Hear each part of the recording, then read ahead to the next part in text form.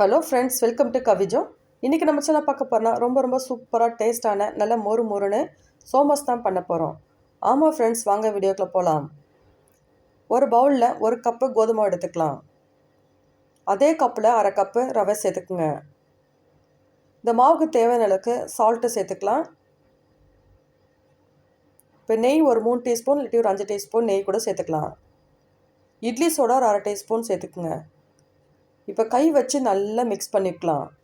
கட்டி இல்லாமல் நல்லா மிக்ஸ் பண்ணி எடுத்துக்கோங்க. ஃப்ரெண்ட்ஸ், சம்மர் லீவ் வரப்போகுது. நம்ம குழந்தைங்களோட சேர்ந்து இந்த மாதிரி ஸ்நாக்ஸ்லாம் நல்லா பல்காக செஞ்சு வச்சுட்டா போதும். அவங்க கேட்கும் போதெல்லாம் எடுத்து கொடுக்கலாம். நம்மளும் என்ஜாய் பண்ணி சாப்பிட்லாம். அவங்களுக்கே இந்த வேலையை கொடுத்தா கூட சூப்பராக செஞ்சு முடிச்சுடுவாங்க. நம்ம கூட நின்று கைட் பண்ணால் போதும். நல்லா ஸ்டோரிலாம் சொல்லிக்கிட்டு நல்லா பாட்டு கேட்டுக்கிட்டு இந்த மாதிரிலாம் செய்ய சொன்னால் போதும். அவங்களும் வேலை கற்றுக்கிட்ட மாதிரி இருக்கும், நம்மளும் சொல்லிக் கொடுத்த மாதிரி இருக்கும்.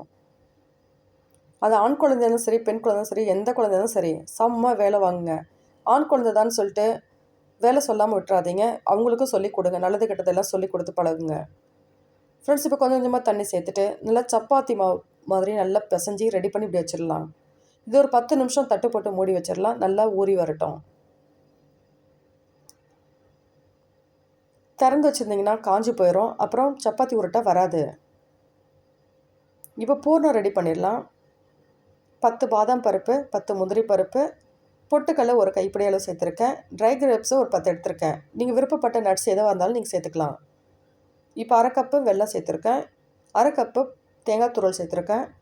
ஒரு 1/2 டீஸ்பூன் ஏலக்காய் தூள் சேர்த்துருக்கேன். இதில் நல்லா வறுத்த வேர்க்கடலை, வறுத்த எள்ளு கூட சேர்த்துக்கலாம். நல்லா வாசனையாகவும் டேஸ்ட்டும் நல்லாயிருக்கும்.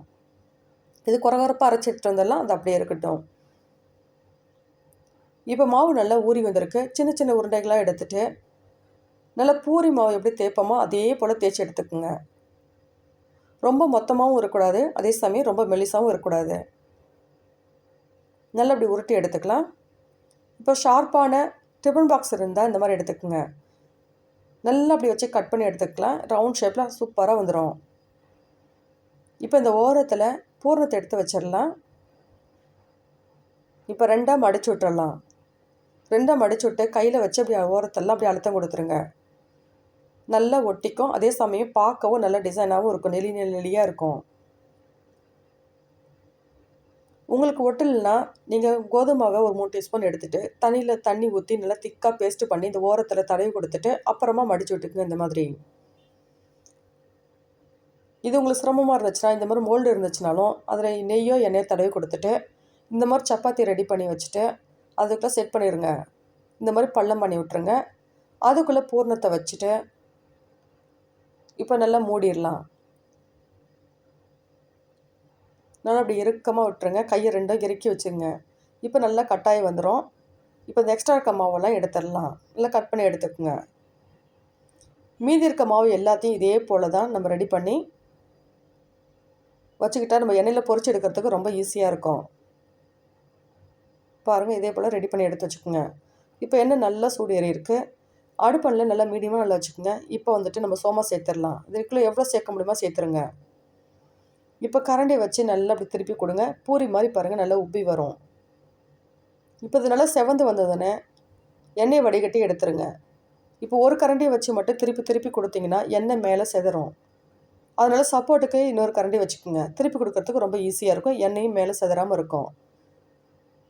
குழந்தைங்களாம் எண்ணெய் பக்கத்தில் விடும் போது கூட நீங்கள் பெரியவங்க யாராக இருந்தாலும் சப்போர்ட்டுக்கு இருங்க. பாருங்கள், மீதி இருக்க எல்லா சோமாஸையும் இதே மாதிரி தான் பொரிச்சு எடுத்துக்கணும். இந்த மாதிரி கோல்டன் ப்ரௌனாக வந்ததுக்கப்புறமா எண்ணெய் வடிகட்டி எடுத்துடலாம். பாருங்கள், கூட சப்போர்ட்டுக்கு இந்த மாதிரி கரண்டி தான் வச்சுக்கணும். இப்போ எண்ணெயிலேருந்து வடிகட்டி எடுத்துடலாம். இது ஆறுனதுக்கு அப்புறம் பார்த்தீங்கன்னா வெளி நல்லா மொறுன்னு உள்ளுக்குள்ளே சூப்பராக டேஸ்ட்டாக இருக்கும். இது நீங்கள் பல்காக கூட நீங்கள் செஞ்சு வச்சுக்கலாம். இந்த சம்மர் லீவ் வந்துன்னா குழந்தைங்க கேட்கும் போதெல்லாம் எடுத்து கொடுக்கலாம். ஈஸியாக இருக்கும் நமக்கு. ஃப்ரெண்ட்ஸ், இந்த வீடியோ உங்களுக்கு பிடிச்சிருந்தா எனக்கு லைக் பண்ணுங்கள், ஷேர் பண்ணுங்கள், கமெண்ட் பண்ணுங்கள், சப்ஸ்கிரைப் பண்ணுங்கள், பெல் பட்டனையும் கிளிக் பண்ணுங்கள். நல்லா ரசித்து சமைச்சி நல்லா ருசித்து சாப்பிடுங்க. நன்றி. Tata, bye, see you.